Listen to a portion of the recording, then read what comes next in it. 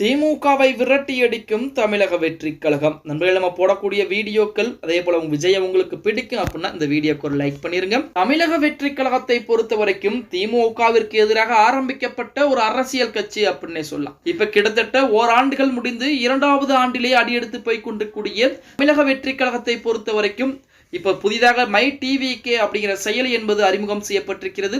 அந்த செயலியின் மூலமாக ஒரு வினாடிக்கே பாத்தீங்க அப்படின்னா 18,000 நபர்கள் வரைக்கும் இணையக்கூடிய வசதி என்பது ஏற்பாடு செய்யப்பட்டிருக்கு. அதிலையும் கூடுதலாக நேற்றைய தினம் மட்டுமே 3 லட்சம் நிர்வாகிகள் 3 லட்சம் தொண்டர்கள் தமிழக வெற்றி கழகத்தில் இணைந்திருக்கிறார்கள் அப்படிங்கிற செய்திகள் எல்லாம் வெளியாகி கொண்டது. அப்போ ஒரே நாளில் இவ்வளவு தொண்டர்களை இணைக்கிறதா தமிழக வெற்றி கழகம் அப்படின்னு பார்த்தா, முதல் முறை அந்த செயலி என்பது அறிமுகப்படுத்தப்பட்ட போது இணைந்த தொண்டர்களை பார்த்து திமுக மற்றும் அதிமுக போன்ற கட்சிகள் வாயடைச்சு போனாங்க. இப்ப தமிழக வெற்றி கழகத்தை பொறுத்த வரைக்கும் 2 கோடி தொண்டர்கள் அப்படிங்கிற உறுப்பினர் இலக்கு என்பது நிர்ணயம் செய்யப்பட்டிருக்கிறது. அந்த இலக்கை மிக விரைவாகவே தமிழக வெற்றி கழகம் நெருங்க போகிறது.